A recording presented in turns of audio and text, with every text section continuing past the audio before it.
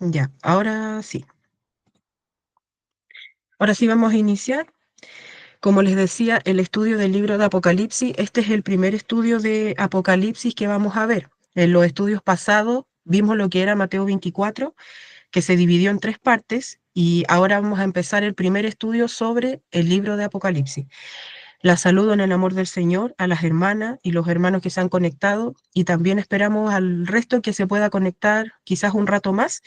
Y para los que no alcancen hoy día, pueden ver el video que se va a subir posteriormente a la página oficial, al canal de YouTube que tiene la iglesia de acá de Serena, donde se van subiendo los estudios toda la semana. Vamos a iniciar. Como introducción, primero tenemos para saber qué es lo que es Apocalipsis, porque vamos a estudiar el último libro de la Biblia, del Nuevo Testamento, que es el libro de Apocalipsis. Pero, ¿qué es lo que es Apocalipsis? Porque ustedes saben que el Nuevo Testamento se escribió en griego koiné. Ese es el idioma original del Nuevo Testamento. Entonces, para eso primero tenemos que entender la palabra. Yo sé que muchos a lo mejor saben lo que significa, pero igual para personas que puedan ver más adelante este video, a lo mejor no lo saben. Entonces, Apocalipsis viene de una palabra griega, de griego koiné, que literalmente se dice tal cual, que es apocalipsis, y significa literalmente una revelación. Revelación o descubrimiento o quitar el velo de algo que estaba oculto. No significa como muchas personas creen que es el fin del mundo, que se dice en muchos videos, apocalipsis significa el fin del mundo. No, apocalipsis viene de una palabra griega que es, y se pronuncia igual que en el español, y significa revelación. Por eso que en otras traducciones dice el libro de las revelaciones, como en las traducciones de la Biblia que hay al idioma de inglés. El libro de las revelaciones o el libro de Apocalipsis. Esto es una revelación en algo que estaba oculto, que el Señor se lo reveló al apóstol Juan. En el contexto bíblico, esto se refiere específicamente a la revelación de nuestro Señor Jesucristo y de los eventos que han de acontecer en los últimos tiempos, dado por Dios al apóstol Juan para que comunicara a todos los creyentes, incluyendo las iglesias. ¿Qué es lo que aparece principalmente en el libro de Apocalipsis? Para que podamos entender más o menos, porque el Apocalipsis igual es extenso, el libro de Apocalipsis. Pero los temas principales que se revelan en el libro de Apocalipsis son, yo se los anoté acá, son 5 puntualmente y se los anoté. Primero, Jesucristo como Rey, como juez y como el Salvador glorificado. También tenemos el estado espiritual de las iglesias del primer siglo y la aplicación actual. El estado espiritual de las 7 iglesias que habla Jesucristo, que son las iglesias que estuvieron en el primer siglo, pero también la aplicación actual que se tiene acuerdo a esas iglesias que estuvieron en el primer siglo. Y recordemos que la última iglesia, que es la Odisea, es una iglesia que partió en el 1900, pero actualmente esa iglesia sigue activa, que es la iglesia que nos encontramos en este momento, la iglesia del periodo de la Odisea. El conflicto espiritual entre el bien y el mal es algo que también se encuentra en Apocalipsis, el juicio final sobre el pecado, sobre Satanás y sobre los enemigos de Dios, y también vamos a ver la restauración de todas las cosas y el establecimiento del reino eterno de Dios, los nuevos cielos y la nueva tierra.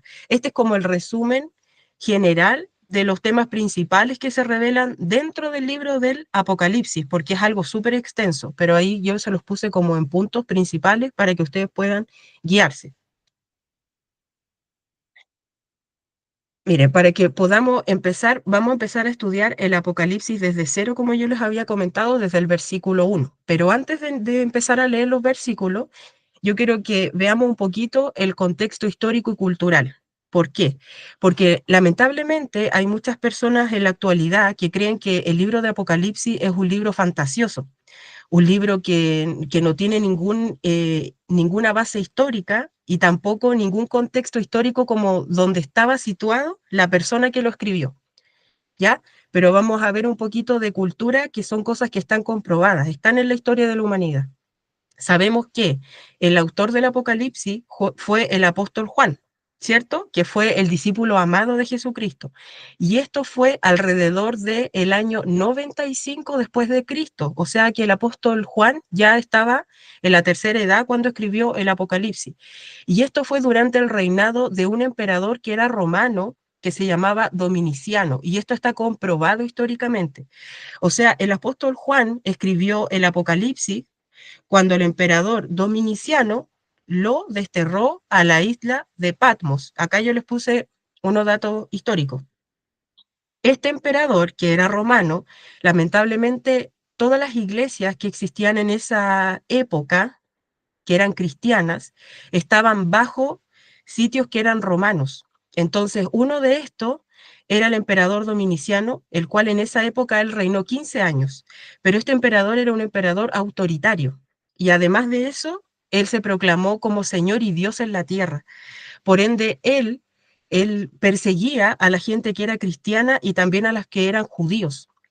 Entonces, Dominiciano, que fue un emperador romano de esa época, él instauró un régimen que era autocrático. ¿Qué quiere decir eso? Que él se proclamó a sí mismo como Señor y Dios en la tierra. ¿Ya? Y aquí está, de hecho está la palabra aquí escrita en latín, lo cual chocó directamente con la fe cristiana que estaba en ese tiempo, que reconoce solamente a Jesús como Señor. Eso lo entonces, acá la ubicación, esta era la isla de Patmos. Aquí se escribió el libro de Apocalipsis, en la isla de Patmos. Era una colonia penal romana. Ya no es un lugar que no existió. La isla de Patmos es un lugar que existió realmente y que al día de hoy todavía existe, por si acaso. Es un lugar que tiene un origen histórico y es un lugar que al día de hoy es visitado por muchas personas. Mire, una colonia penal romana. Patmos es una pequeña isla rocosa del mar Egeo, ubicada cerca de la costa occidental de Turquía, Asia Menor. En tiempos del Imperio Romano pertenecía a la provincia de Asia y era utilizada como lugar de exilio, especialmente para prisioneros políticos y religiosos. O sea, era una parte que estaba tomada por el Estado romano, que pertenecía a la antigua Turquía, pero en 1948 Patmos se unió a Grecia. Por ende, hasta la actualidad Patmos pertenece a Grecia. Grecia, Estas, Palmo. estas imágenes que yo les puse acá, por ejemplo la de arriba, dice Monasterio de San Juan. Esta imagen es real. Esta es la isla de Patmos. Actualmente, si ustedes se fijan en la cúspide, en la punta de esta isla, ese es el monasterio de San Juan, el monasterio del apóstol Juan. Adentro de este monasterio está este lugar que está debajo de la foto, que es un lugar que es rocoso. Aquí, en este lugar donde se ve la foto y está esta roca, es donde el apóstol Juan estuvo preso por 2 años. Este es un lugar que está comprobado históricamente. Entonces, ¿qué pasa? Que él fue desterrado a este lugar por el emperador Dominiciano, que lamentablemente fue un emperador duro, muy bélico, que se proclamaba Dios en la tierra. Lo desterró a este lugar de Patmos, que era una cueva rocosa donde él escribió el Apocalipsis, que fue revelado por el Señor, y estuvo preso 2 años ahí. Actualmente este es un monasterio, como yo les indicaba, y se puede visitar. Recibe visita y está construido este como castillo que es un tipo monasterio donde la gente puede ir y puede entrar a este lugar donde el apóstol Juan fue desterrado. Entonces no es un lugar ficticio, es un lugar histórico que actualmente existe en Grecia y que antiguamente pertenecía a Turquía y más antiguamente pertenecía a Roma, para que tengamos claridad de que los sucesos que pasan en la palabra de Dios, todos, todos están respaldados históricamente. La Biblia no es un cuento ficticio. La Biblia es la palabra de Dios y cada cosa que está escrita se puede comprobar. Y estas son imágenes reales. Sigamos. Con el contexto histórico-cultural. Miren, este emperador, que era el Dominiciano, él hizo una persecución. El cristianismo era considerado una religión ilegal. ¿Por qué? Por negarse a rendir culto al emperador. Las fuentes clásicas le describen como un tirano y cruel y paranoico a este emperador que exilió al apóstol Juan. De hecho, a él lo ubicaron entre los emperadores más odiados. Está entre los 5 emperadores más odiados porque compara la maldad que tuvo él o la vileza que tuvo con los emperadores Calígula y Nerón. Recordemos que Nerón fue otro emperador sádico que incendió Roma y le echó la culpa a los cristianos y los colgaba como antorchas vivas. Entonces, este hombre que fue dominiciano, que reinó 15 años aproximadamente, estuvo en la categoría de los 5 peores emperadores que ejerció fuerza y poder sobre los cristianos y sobre los judíos. Entonces, muchos cristianos eran perseguidos, eran martirizados, eran decapitados, eran quemados, y en este caso al apóstol Juan lo exiliaron a Patmos y se quedó ahí un tiempo. Las 7 iglesias mencionadas que son de Éfeso, Esmirna, Pérgamo, Tiatira, Sardis, Filadelfia y la Odisea, estaban ubicadas en Asia Menor, como lo vimos anteriormente, que la actual Turquía. Las 7 iglesias estaban bajo el Imperio Romano. O sea, todas estas iglesias, las cuales el apóstol Juan escribe en Apocalipsis, estaban bajo el Imperio Romano, o sea, que estaban todas perseguidas, perseguidas hasta la muerte porque no adoraban al emperador. Entonces era sumamente difícil ser cristiano en esa época porque la paga de ser cristiano era la muerte, porque no había, de parte del cristiano romano y del cristiano judío o del cristiano gentil común, no había una devoción con el emperador porque eso estaba prohibido, era una idolatría. Los cristianos adoran a Jesucristo. Entonces era tan terrible la persecución que había con este emperador dominiciano, que no es muy nombrado en realidad, que lamentablemente perseguía hasta llevar a la muerte a los cristianos y a toda la iglesia de esa época, especialmente a las 7 iglesias que escribe Juan en las cartas. Y aquí tenemos una imagen real del emperador dominiciano, una estatua de él, y la moneda que usaba él oficialmente. Ya, ahora vamos a estudiar los versículos, ya que hablamos un poquito del contexto histórico de Apocalipsis y sabemos que lo escribió el apóstol Juan, que estaba en la isla de Patmos, que fue extraditado allá por el emperador Dominiciano, que era un emperador, uno de los 5 peores de la historia. Ahora vamos a empezar a leer Apocalipsis, ¿ya? Vamos a estudiar el capítulo 1 primero. El capítulo 1 tiene 20 versículos, igual es largo, pero tenemos que partir para que podamos entender el contexto de lo que estaba hablando Juan también. Acá, como ven en la pantalla, están los versículos. Acá hay 3 versículos y acá al otro lado está la explicación de ese versículo, ¿ya? El versículo 1 del capítulo 1 de Apocalipsis dice, la revelación de Jesucristo que Dios le dio para manifestar a sus siervos las cosas que deben suceder pronto, y declaró enviándola por medio de su ángel a su siervo Juan. Eso es lo que dice el versículo. ¿Cuál es la aplicación de este versículo? Que este primer versículo establece el propósito de lo que es el libro de Apocalipsis. Es una revelación de Jesucristo, no solo de parte de Jesucristo, sino que acerca de él mismo como rey, como juez, como salvador glorificado. Dios da la revelación a Jesús, quien la entrega por medio de un ángel a Juan. Ese es el orden celestial de la revelación. Por eso dice la revelación de Jesucristo que Dios le dio para manifestar a sus siervos las cosas que deben suceder pronto. Y las declaró enviándola por medio de su ángel a su siervo Juan. Entonces yo le anoté la explicación por si después lo quieren repasar o lo quieren anotar, o por la gente que no conoce el libro de Apocalipsis, que más adelante lo pueda ver, está la explicación anotada. El versículo 2 de Apocalipsis dice que ha dado testimonio de la palabra de Dios y del testimonio de Jesucristo y de todas las cosas que ha visto. Entonces, ¿qué es lo que está diciendo Juan? Juan no está escribiendo por cuenta propia, eso es lo que dice, sino como un testigo ocular de lo que Dios le mostró. Su misión es el dar testimonio fiel de todo lo que verá, de las visiones, de los juicios, de los mensajes y de la venida de Jesucristo, de la venida del Señor. El versículo 3 dice, bienaventurado el que lee y los que oyen las palabras de esta profecía y guardan las cosas en ellas escritas porque el tiempo está cerca. Miren, este versículo es súper importante y yo sé que muchos lo han pasado por alto porque cuando uno lee el Apocalipsis, el versículo 3 lo pasa rápido porque uno va leyendo nomás. Pero mire lo que dice acá, bienaventurado el que lee. ¿Y sabe lo que significa eso? Este es el único libro de la Biblia que promete bendición específica al leerlo. Es una bienaventurado 2 veces bendecido. El único libro de la Biblia que promete bendición al leerlo, al oírlo y al guardarlo. no basta con estudiar el Apocalipsis. Esto es lo que quiere decir este versículo, versículo 3. No basta con estudiar el Apocalipsis como curiosidad, como tener una curiosidad profética de lo que va a pasar, sino que debe producir obediencia en el cristiano y esperanza. Por eso que dice, bienaventurado el que lo lee, los que oyen las palabras de esta profecía y guardan las cosas en ellas escritas. Y guardan las cosas. O sea, esto tiene que producir obediencia. Eso significa guardar las cosas en ellas escritas, porque el tiempo está cerca. Ahí hace la alusión a la esperanza de que Cristo va a volver.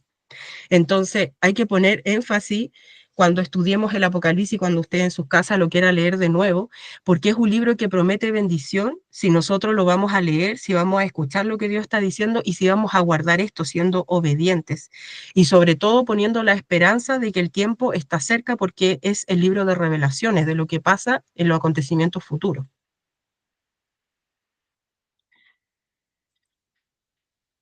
Mire, los versículos 4 y 5 vamos a leer acá. El 4 dice, Juan, a las 7 iglesias que están en Asia, gracia y paz a vosotros, del que es y que era y el que ha de venir, y de los 7 espíritus que están delante de su trono. Entonces, dice acá, este es el saludo apostólico, que la mayor parte de los apóstoles escribía más o menos similar. Gracia y paz a vosotros. Ese es un distintivo de los apóstoles, como de Pablo, como de Pedro, como de Santiago, de los distintos apóstoles que escribían de esta forma, es el saludo apostólico. Las 7 iglesias estaban ubicadas en Asia Menor, que hoy es Turquía. Y el saludo viene de Dios Padre porque dice, Él que es, era y ha de venir. Por eso dice eso cuando Él está saludando. Y de los 7 espíritus, que es una referencia simbólica al Espíritu Santo en la plenitud, porque ahí tenemos una referencia en otro versículo del Antiguo Testamento de Isaías 11:2. El versículo 5 de Apocalipsis dice, y de Jesucristo, el testigo fiel, el primogénito de los muertos y el soberano de los reyes de la tierra, al que nos amó y nos lavó de nuestros pecados con su sangre. Entonces Juan está haciendo un saludo acá. Él está saludando con su saludo apostólico, está saludando a las 7 iglesias que estaban en Asia Menor, que estaban bajo Roma completamente, hoy día Turquía. Y este saludo viene de parte del Padre, de parte del Espíritu Santo y también de parte de Jesucristo, porque acá abajo en el versículo 5 nombra a Jesucristo. Entonces, acá con lo que dice Juan, como está describiendo a Jesús en el versículo 5, él dice que Jesús es presentado con 3 títulos. Primero, el testigo fiel, que nunca, porque dice, y de Jesucristo el testigo fiel, o sea que nunca mintió, que dio testimonio de la verdad hasta la muerte, por eso dice el testigo fiel.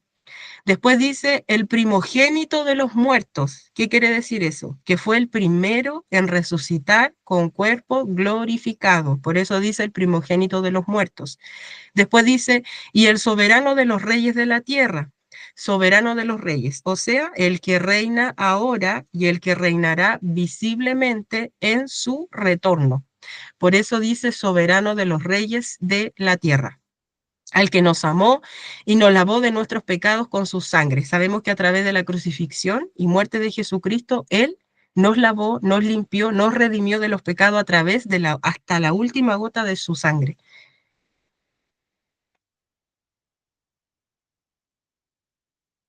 Mire, versículo 6 y 7 vamos a leer acá. Dice, y nos hizo reyes y sacerdotes para Dios, su Padre, a Él sea la gloria e imperio por los siglos de los siglos. Amén.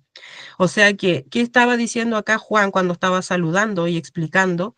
Los creyentes no solo son perdonados, sino que también son elevados a la dignidad real y sacerdotal. Por eso que eso es lo que decía el apóstol Juan, que esto nos habla de la identidad y el propósito eterno que tenemos en Cristo.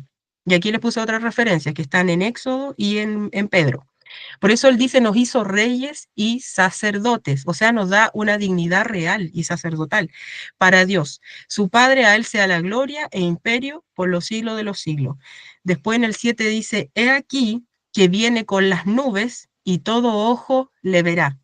Y los que le traspasaron y todos los linajes de la tierra harán lamentación por él. Sí, amén, dice Juan. El versículo aquí, el 7 que escribió Juan, este anuncia literalmente la segunda venida de Cristo, que va a ser visible, va a ser gloriosa y va a ser global. No será una venida secreta ni simbólica. Esto lo vimos en los estudios pasados de Mateo 24, donde hablamos de la segunda venida de Cristo. Vienen las nubes, dice, que es una imagen del Antiguo Testamento que también sale en Daniel 7:13. Todo ojo le verá, o sea, no será algo espiritual ni va a ser algo local, esto va a ser algo global. Y después, ojo que aquí dice, y los que le traspasaron, aquí se refiere a Israel, se refiere al pueblo de Israel, porque ¿quiénes fueron los que lo traspasaron? Si bien fue un soldado romano que traspasó su costado con una lanza, hace referencia a que él llegó a esa instancia por el corazón endurecido del pueblo de Israel, de Jerusalén, de los fariseos. Entonces, los que lo traspasaron se refiere netamente al pueblo de Israel. Dice que ellos harán lamentación. ¿Por qué? Porque será el día del juicio y arrepentimiento tardío para muchos, porque va a pasar la gran tribulación y muchas personas aún así van a tener el corazón endurecido. Por eso que Juan dice que harán gran lamentación. Juan después escribió versículo 8, dice, yo soy el alfa y la omega, el principio y el fin, dice el Señor, el que es, el que era y el que ha de venir, el Todopoderoso. Entonces acá está escribiendo en el nombre del Señor. Jesús se identifica como el eterno, que es autosuficiente, es soberano, es alfa y omega.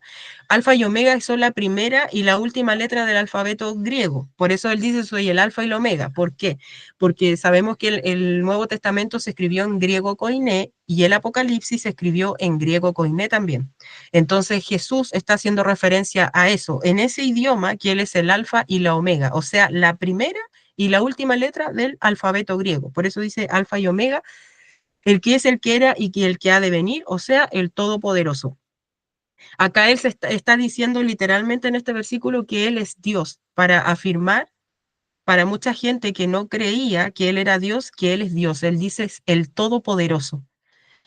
Versículo 9 al 11, lo escribí aquí junto, dice, yo Juan, vuestro hermano y copartícipe vuestro en la tribulación, en el reino y en la paciencia de Jesucristo, estaba en la isla llamada Patmos, por causa de la palabra de Dios y el testimonio de Jesucristo.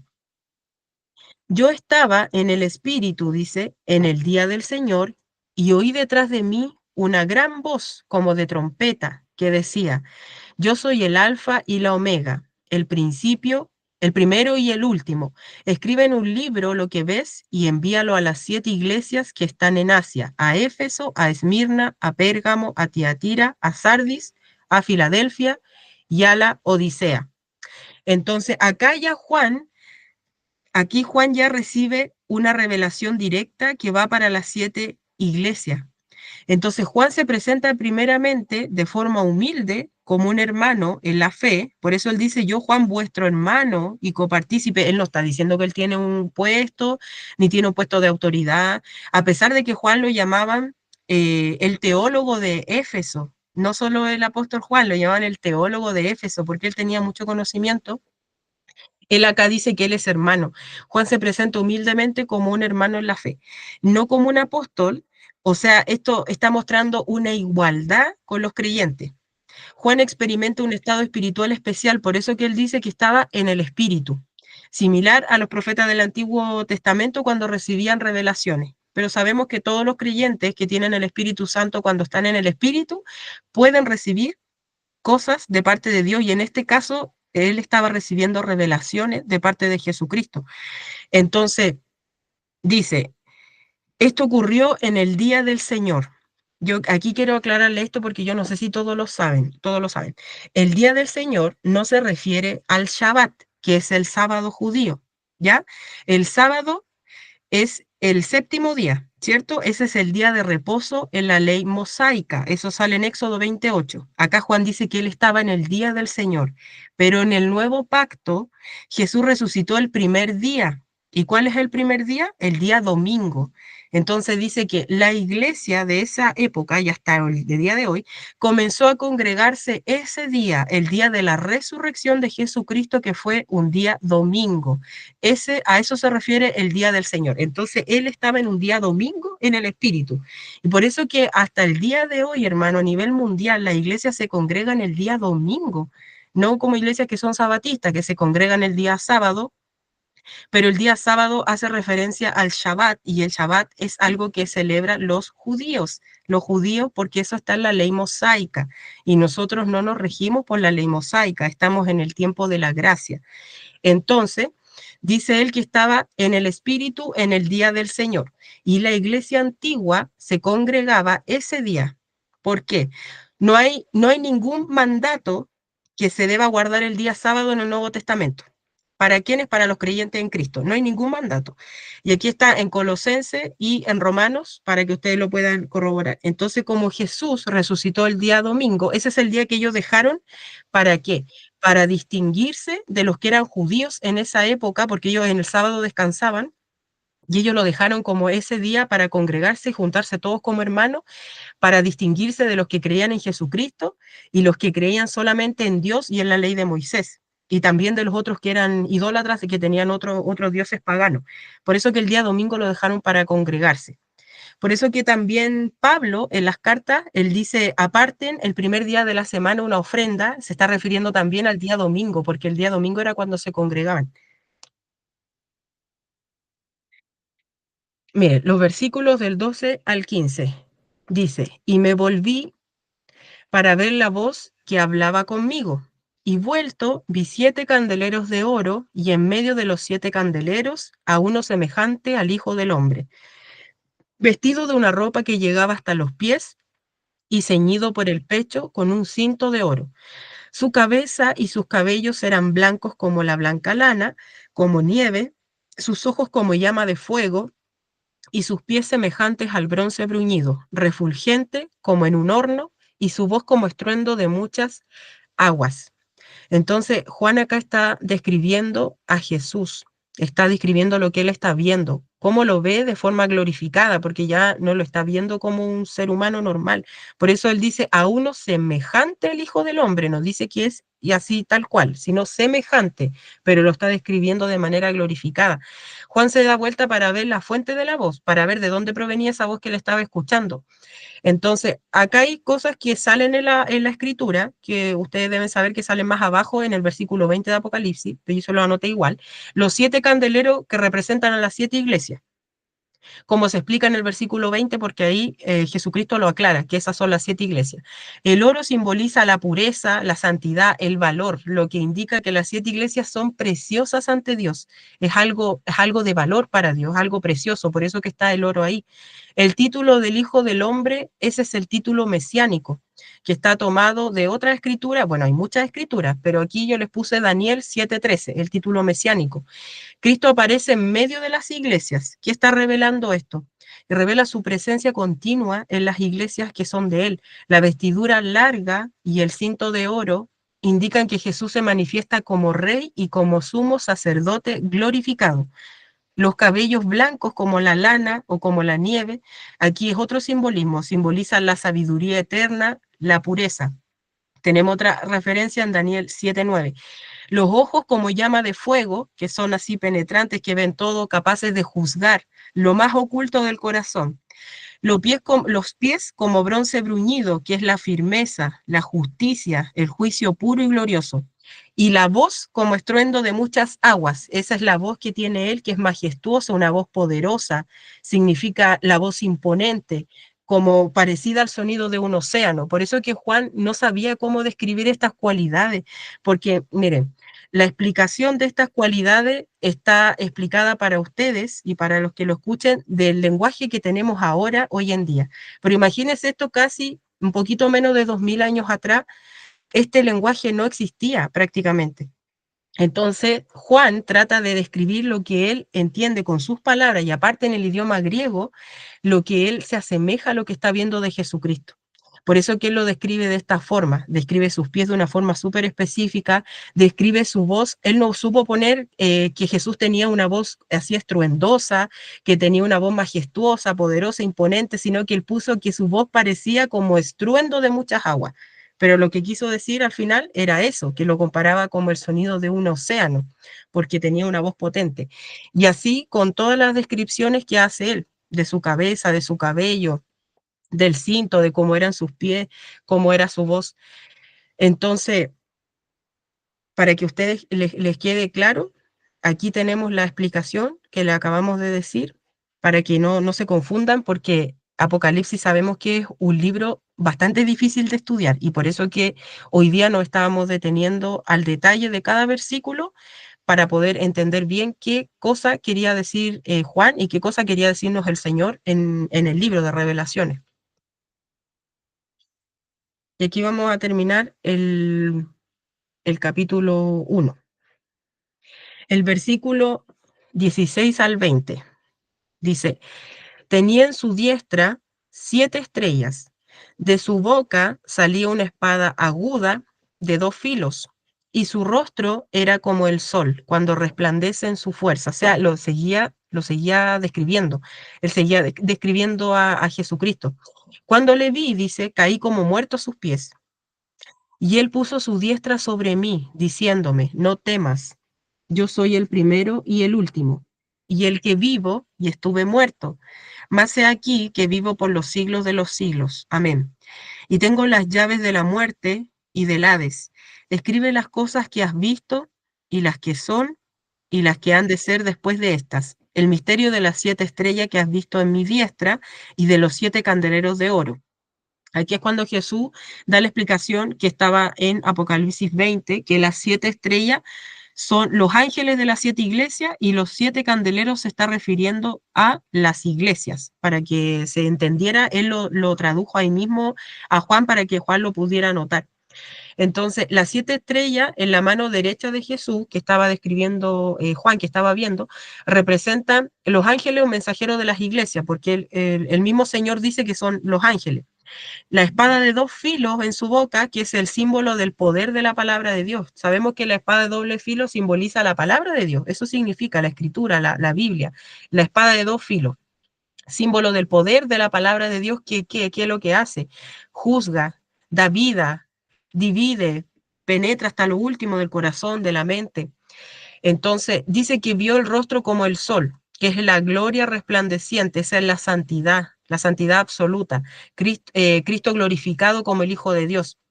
La reacción de Juan ante la gloria de Cristo es de temor reverente. Es tan fuerte lo que le pasa que él cae como muerto, similar a Daniel, cuando le pasa lo mismo en la visión que tuvo él, en la presencia del Señor, en Daniel 10, 8 al 9.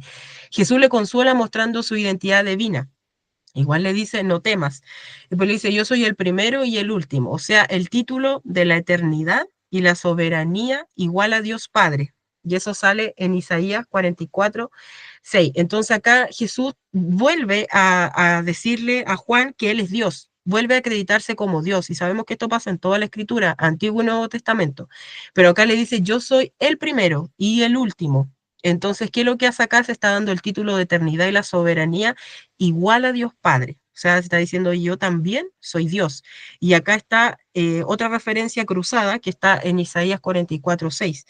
Aquí Jesús declara la victoria sobre la muerte, afirmando que aunque fue crucificado, vive eternamente. Por eso que él acá dice que él estuvo muerto, el que está, dice, y el que vivo y estuve muerto, más aquí que vivo por los siglos de los siglos.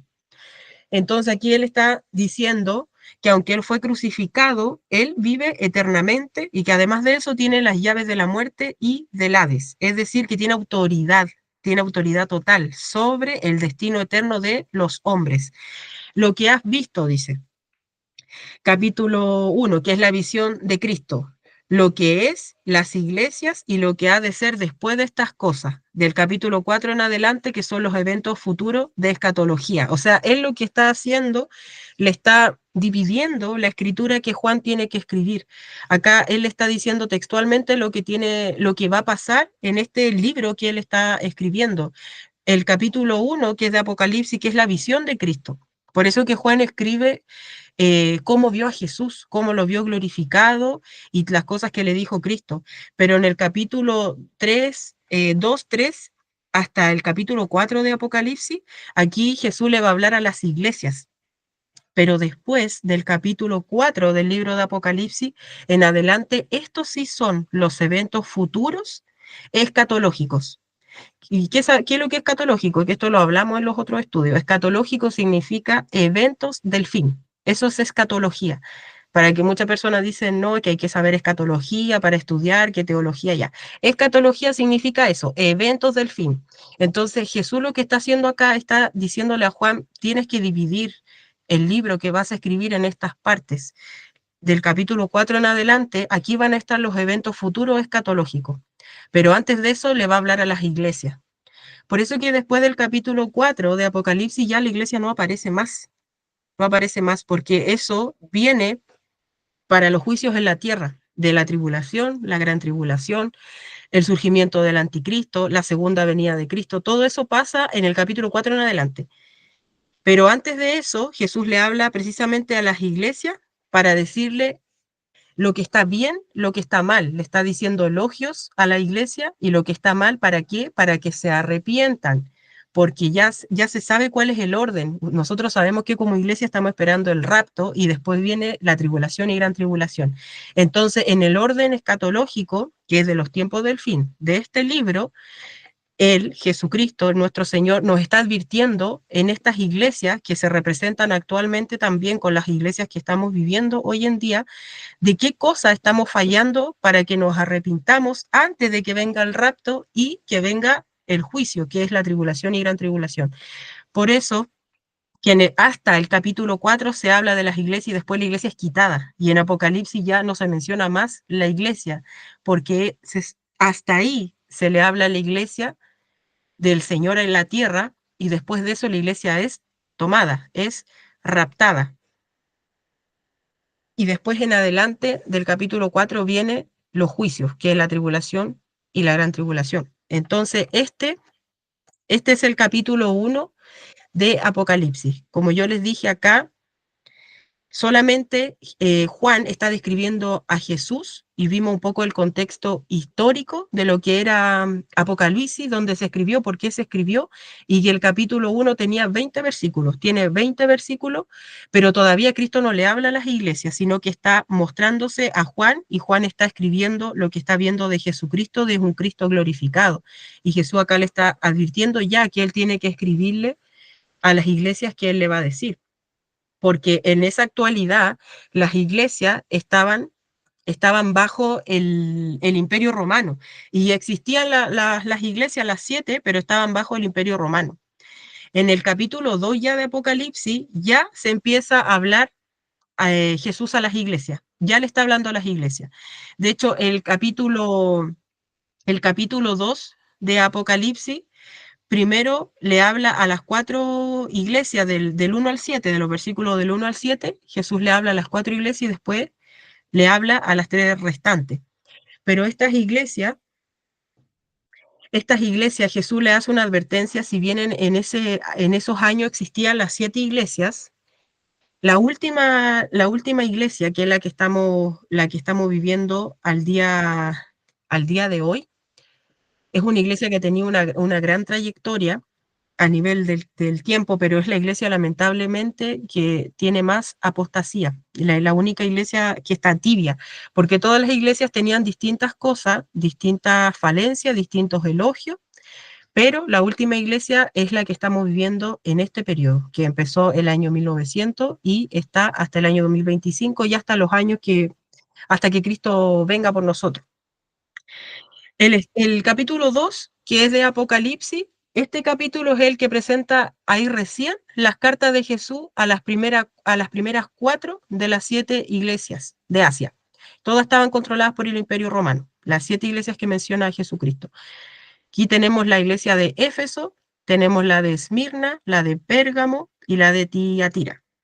Entonces, cada carta de esta tienen una estructura común, estas cartas que se les mandó a estas iglesias, porque hay una descripción de Cristo, También hay un elogio, si es que corresponde elogiar a la iglesia por el trabajo que está haciendo. Y generalmente vemos que hay elogios en estas cartas para las iglesias, pero también conjuntamente con eso hay una reprensión para las iglesias, porque están haciendo algo mal y están haciendo algo que no glorifica a Dios y está fuera de la sana doctrina. Y también hay un llamado al arrepentimiento y hay una advertencia de promesa al que venza, o sea, al que persevera hasta el fin. ¿Qué es lo que quería decir el Señor con esto? Primero tenía una estructura común y segundo era un mensaje para decirle a la iglesia, mira, lo estás haciendo bien en esto, pero estas cosas están mal y si tú no te arrepientes, lamentablemente vas a ser quitada. Por eso quiero un mensaje de urgencia, porque tenemos que entender que estas iglesias existieron en la antigüedad, aún se pueden comparar con muchas cosas que pasan en la actual iglesia, cosas que pasaban en la antigüedad, y estas iglesias primitivas estaban bajo el Imperio Romano, que era totalmente idólatra y totalmente hereje. Entonces era muy difícil mantener una sana doctrina en esas iglesias antiguas, a pesar de que los líderes de las iglesias o las cabezas eran los apóstoles o eran discípulos de los apóstoles. Era sumamente difícil mantener una sana doctrina. Mire, por ejemplo, tenemos acá Iglesia de Éfeso, que es la primera que le escribe, en Apocalipsis capítulo 2, versículos del 1 al 7. Ahí le está escribiendo a la iglesia de Éfeso. Dice la escritura, escribe al ángel de la iglesia en Éfeso, el que tiene las 7 estrellas en su diestra, el que anda en medio de los 7 candeleros de oro, dice esto: yo conozco tus obras y tu arduo trabajo y paciencia, y que no puedes soportar a los malos, y has probado a los que se dicen ser apóstoles y no lo son, y los has hallado mentirosos, y has sufrido, y has tenido paciencia, y has trabajado arduamente por amor de mi nombre y no has desmayado. Pero tengo contra ti que has dejado tu primer amor. Recuerda, por tanto, de dónde has caído y arrepiéntete y haz las primeras obras, pues si no vendré pronto a ti y quitaré tu candelero de su lugar si no te hubieres arrepentido. Pero tienes esto, que aborrecen las obras de los nicolaitas, las cuales yo también aborrezco. El que tiene oídos, oiga lo que el Espíritu dice a las iglesias. Al que venciere, le daré a comer del árbol de la vida, el cual está en medio del paraíso de Dios. Entonces, ¿qué pasa aquí? Cristo está dando un mensaje a la iglesia, específicamente a la iglesia de Éfeso. Entonces Cristo se presenta como el que sostiene la iglesia, como el que sostiene a los líderes de la iglesia, a los mensajeros, los que van por delante de la iglesia, y aparte Jesús dice que camina entre las iglesias, porque él lo está diciendo acá, lo está afirmando. ¿Qué nos dice esto? Que Él muestra su autoridad, Él muestra el cuidado, la presencia constante dentro de la iglesia, no es que Él esté afuera. Cristo conoce y supervisa la iglesia activamente, a eso se refiere. No está ausente como creían quizá en esa época o como también se cree ahora. Pero también Éfeso es elogiada por el trabajo que tenía en ese tiempo, que era incansable, porque era una iglesia sufrida, tenía una doctrina sana, tenían discernimiento espiritual. Y también Cristo les elogia algo que dice que no toleran el pecado ni las falsas enseñanzas, porque Éfeso era una iglesia en Roma, donde era un centro cristiano importante, súper grande, y acá le puse una referencia cruzada de Hechos 19, y enfrentaba mucha idolatría y herejía porque la gente de Roma creía en dioses romanos. Tenían muchos templos que eran romanos, entonces era sumamente difícil ser cristiano romano en esa época. Jesús reconoce la resistencia bajo la persecución que se encuentran con el gobierno romano, pero era una iglesia firme, estaba haciendo un trabajo estable, era trabajadora, no se había rendido, a pesar del esfuerzo y de la doctrina correcta, porque estaban en la sana doctrina. Jesús les dice: has perdido la pasión, has perdido tu primer amor, has perdido la devoción, el amor ferviente por Cristo, por los demás. Es un llamado. ¿A qué? A examinar el corazón, no solamente las acciones externas. Entonces, ¿qué dice esto? Que es posible hacer muchas cosas buenas por Dios, pero sin una relación viva con Él, porque el amor debe ser primero, el amor es por sobre todas las cosas. Por eso que Él dice: has perdido tu primer amor, porque a lo mejor sí estaban haciendo buenas obras por la iglesia y todo, pero habían perdido el primer amor por Cristo, ya no había ese amor ferviente o la devoción o la pasión por hacer las cosas que son del Señor. Probablemente por todos los problemas que tuvieron estando enfrentados con un emperador romano que era hereje y por todas las circunstancias que tenían en esa época que estaban en contra de los cristianos, que eran perseguidos hasta la muerte. Era muy difícil para los cristianos de esta iglesia de Éfeso, porque Éfeso era una iglesia gentil, no era una iglesia judía, era una iglesia romana, donde muchos romanos, ciudadanos, romanos y helénicos, que también eran griegos, se habían convertido al cristianismo y tenían que dejar toda su vida, todas sus tradiciones, por seguir a Cristo. Y esta gente en esa época era abandonada por su familia, por su vida social, era dejada sin trabajo, porque ser cristiano era lo peor, era aborrecido por la sociedad. Entonces, al final esta gente perdía todo. Y cuando perseveran por amor a Cristo, llega un momento que se enfrían espiritualmente y dice que Jesús les dice, has perdido tu primer amor porque ya no haces las cosas como las hacías antes. Entonces también acá le dice, arrepiéntete, recuerda por tanto de dónde has caído y arrepiéntate. Y ya las primeras obras, pues si no vendré pronto a ti, quitaré tu candelero de su lugar. O sea, quitaré la iglesia de su lugar. Si Cristo ya tenía considerada esta iglesia arriba con él en su diestra, él la quita de su lugar. Dice, yo la voy a quitar esta iglesia de donde está si tú no cambias, si tú no te arrepientes. Y también le dice otra cosa. Dice, pero tienes esto, que aborrece las obras de los nicolaitas, los cuales yo también aborrezco.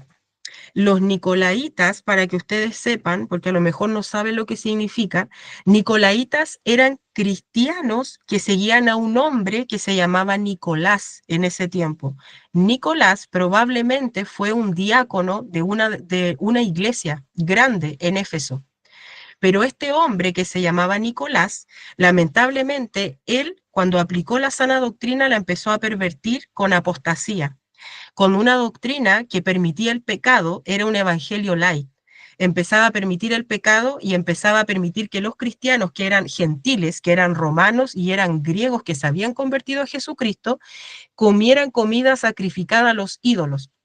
Quiere decir que ellos iban a los templos paganos y participaban con la gente que estaba sacrificando a sus ídolos en los templos romanos y griegos, y ellos participaban con ellos y comían de esa misma comida que le habían sacrificado a los demonios. Entonces, esos eran los nicolaitas, los seguidores, lamentablemente, de un hombre que se llamó Nicolás, que era cristiano, que salió de una iglesia primitiva, que era un líder de una iglesia, pero que estaba adoctrinando al pueblo con un evangelio que era permisivo, que primero era idólatra, que comía comida sacrificada a los ídolos, y segundo, que permitía la promiscuidad sexual, permitía el adulterio y permitía lo que era la fornicación. Entonces, por eso que Jesús dice, tienes esto, le dice a la iglesia de Éfeso, aborreces las obras de los nicolaitas. Le dice, tú no aguantas, tú aborreces las obras de los cristianos que siguen a este tal Nicolás. ¿Por qué nicolaita? Porque en ese tiempo, en este tiempo romano griego, la gente que seguía a una persona se llamaba como la persona, los seguidores. Por ejemplo, seguían a Cristo, se llamaban cristianos. Los que seguían al rey Herodes se llamaban herodianos. Los que seguían a este hombre que se llamaba Nicolás, que era un líder, se llamaban nicolaitas.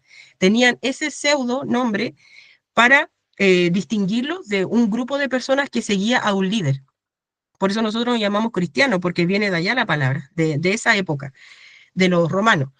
Entonces Jesús dice, tienes esto, tú aborreces las obras de los nicolaitas, o sea, tú aborreces lo que estos cristianos, que ya no se llaman cristianos, porque Jesús ya no le decía cristiano, le decía nicolaita, porque estaban sirviendo y creyéndole a una persona que estaba apostatando de la fe, estaba siendo un hereje, dice, las cuales yo también aborrezco. Jesús dice, tú como iglesia lo aborreces, yo también lo aborrezco. Y por eso dice, el que tiene oído, oiga lo que el Espíritu dice a las iglesias. Es como para que la iglesia abriera los ojos y dejara de pervertirse con evangelios que están tergiversados. Y hermanos, si vemos hoy en día, esta es la primera iglesia, que es la de Éfeso, si vemos hoy en día hay mucha gente que sigue enseñanzas nicolaitas. Si bien ya no siguen a un hombre que se llama Nicolás, siguen a un pastor o un líder o una pastora que está en cualquier iglesia apóstata, donde lamentablemente se permite el pecado. Se permite la promiscuidad, se permite el adulterio, se permite la fornicación, y esas son cosas que Jesús aborrece y condena completamente. No hay una iglesia santa, no hay una iglesia que se base solo en la sana doctrina, sino que el pecado se esconde, no se corrige para que se pueda salvar el alma de esa persona, sino que se permite el pecado. Por eso que Jesús dice, tú aborreces las obras de los nicolaitas, las cuales yo también aborrezco, para que a ustedes ahora les quede claro lo que significaba los nicolaitas. Y con esto yo creo que vamos a terminar por la hora. Dice, llamado al arrepentimiento, que es lo que le dice a la iglesia de Éfeso. Cristo da una orden clara en 3 pasos. Dice, recuerda, examina el pasado, arrepiéntete, dice Jesús, cambia de actitud, haz las primeras obras que estabas haciendo antes, regresa a tu relación viva con Dios. Y aquí hay una advertencia escatológica, que es una advertencia para los tiempos del fin. Dice, si no se arrepiente la iglesia, Éfeso dejará de ser luz. Quita el candelero, es un juicio espiritual, o sea, dejará de representar verdaderamente a Cristo en la tierra, o sea, ya no va a ser una iglesia que sea tomada en cuenta por él. ¿Cuántas iglesias hoy en día tenemos? Miles o millones quizás de iglesias que están en apostasía y no lo saben. Imagínense que Cristo reprendió a esta iglesia solo por haber dejado el primer amor, no porque estuviera errada ni en la doctrina, ni porque estuviera errada porque permitía pecado, sino porque ellos habían dejado el primer amor, se estaban enfriando, porque ya estaban haciendo quizás las cosas por costumbre, tenían que congregarse por costumbre. ¿Cuántas personas hoy en día no hacen lo mismo? ¿Cuántos hermanos hoy en la iglesia van porque tienen que ir, porque tienen que cumplir? Entonces, tenemos que escudriñar nuestros corazones. ¿Qué estamos haciendo? ¿Esto nos representa? ¿La iglesia de Éfeso nos representa? ¿Hemos dejado nuestro primer amor? ¿Vamos a congregarnos solamente por costumbre? ¿Vamos solamente para cumplir con el pastor? ¿Vamos para cumplir para que no hablen de nosotros? ¿Qué estamos haciendo realmente por la obra de Dios? ¿Estamos haciendo las cosas por amor a Dios o para agradar a los hombres? Porque si queremos agradar a los hombres, lamentablemente estamos errando, estamos mal. Y la Biblia dice, hijitos, no erréis. Dios no puede ser burlado. Nosotros tenemos que hacer las cosas en el primer amor. Y si nos hemos enfriado, debemos orar y decirle al Señor que Él es el que nos vuelve el amor al corazón, porque el amor es por sobre todas las cosas. Por ende, podemos quizás estar escuchando una sana doctrina, pero si no tenemos amor, no tenemos nada. El amor es por sobre todas las cosas, mis hermanos. Aprobación doctrinal. Aquí les tengo la explicación de los nicolaitas. Los nicolaitas promovían posiblemente una doctrina permisiva con el pecado, la mezcla de la idolatría y la inmoralidad. Cristo se alinea con el rechazo a estas obras, con la iglesia de Éfeso, y la misericordia no excluye la santidad. Entonces Cristo aborrece la falsa doctrina y la impureza moral. Y la promesa escatológica, cada carta que es a la iglesia termina con una promesa al vencedor, o sea, al fiel. En este caso, ¿qué es lo que le dice a esta iglesia? Le dice, tú comerás del árbol de la vida, símbolo de la vida eterna y la comunión plena con Dios, porque ahí también tenemos una referencia cruzada en Génesis 2:9 y en Apocalipsis 22:2. Y dice el paraíso de Dios, que representa el nuevo Edén, o sea, la restauración total de las cosas. Todo creyente está llamado a oír, a obedecer al Espíritu y perseverar hasta el final, porque el Señor reconoce las obras que hacemos, también nos da una advertencia, nos da aprobaciones de las cosas que estamos haciendo y nos hace promesas también, de acuerdo a lo que podemos ver en la Escritura. Pero ¿en qué posición estamos hoy? Imagínense que solamente ahora vimos la iglesia de Éfeso, de lo que le dijo Jesús, pero si lo llevamos a la actualidad, hay pocas, de hecho, hay pocas iglesias que tienen tantas cosas buenas como tuvo la iglesia de Éfeso y solo tienen una cosa mala, que fue dejar el primer amor. Si ahora vamos a la iglesia actualmente, la iglesia tiene más falencias que virtudes. La iglesia actual lamentablemente está en un proceso que es la última iglesia, la Odisea, que es la tibieza espiritual. Quiere decir que la persona realmente no está comprometida con Cristo, tiene la vista puesta en las cosas del mundo, no en las cosas de arriba, vive un evangelio superficial, ya sea una iglesia moderna, worship, o una iglesia pentecostés o pentecostal, como sea, son denominaciones. Tenemos que entender que Cristo no va a venir por denominaciones, Cristo viene por un corazón sincero, por una relación con Él, pero aún así nosotros debemos estar alerta y escudriñar en qué posición nos encontramos el día de hoy. Por eso es importante estudiar el texto de Apocalipsis y toda la palabra de Dios en general todos los días, porque podemos saber qué es lo que quiere Cristo de nosotros y qué es lo que tiene para nosotros, cómo nos podemos comportar como hijos de Dios y cómo debemos ser obedientes, porque no basta solamente con tener fe y creer en Dios y creer en Jesús, creer que es mi Señor y Salvador, sino que la fe se tiene que poner por obras y la fe tiene un hermano gemelo que es la obediencia. Por ende, yo debo tener fe y debo ser obediente. Debo creer en Dios, pero debo poner mi fe por obra. No puedo solamente creer y quedarme de brazos cruzados y no hacer nada en el camino y en el proceso y esperar que Dios me responda cosas y yo no hacer nada. Yo tengo que cumplir como con un deber porque yo ahora soy un hijo de Dios. Yo no soy una persona que anda por ahí sola, no soy un miembro suelto, sino que yo pertenezco a una iglesia que son todos hijos de Dios y que vamos para un mismo fin. Por ende, no nos podemos enfriar y no podemos estar en una tibieza espiritual. Tenemos que estar alerta. Bueno, acá en Apocalipsis, que vamos a seguir el estudio, el otro, ahí vamos a terminar toda la iglesia, posiblemente porque son solo 7, vimos la primera, pero vamos a entender que generalmente nos vamos a reflejar con todas, porque ahora nos reflejamos con la falta de amor y eso pasa. En todas las iglesias hay falta de amor por las obras de Dios y falta de amor por el hermano. Si usted ve, hay mucha iglesia que hay división precisamente por eso, por la falta de amor, porque el amor cubre multitud de pecados. Por ende, cuando hay amor, la gente no daña, no divide, no critica, no destruye, no chismea, no compara, no hace nada cuando hay amor en el corazón. Entonces, ¿hemos dejado nuestro primer amor o realmente estamos comprometidos con Dios, con Cristo, estamos esperando su venida o estamos viviendo un evangelio prácticamente de mentira, un evangelio que no se refleja en la palabra de Dios, un evangelio que a mí me acomoda? ¿Qué estamos haciendo como hijos de Dios? ¿Tenemos los ojos puestos en la tierra o tenemos los ojos puestos en lo porvenir, en el blanco perfecto que es Jesucristo? Así que con ese mensaje, mis amados hermanos, los dejo para que piensen. ¿Hemos perdido el primer amor o estamos aún en el primer amor? Cada uno debe escudriñar su corazón. Les agradezco el estar el día de hoy en este estudio y espero que les haya servido, que hayan aprendido mucho, así como yo también aprendí, y que puedan estar presentes también en el próximo para seguir estudiando las próximas iglesias, para saber qué mensaje nos quería decir el Señor. Así que hasta aquí llegó el estudio del día de hoy. Que Dios los bendiga mucho. Voy a terminar la grabación. Un segundito para terminar la grabación.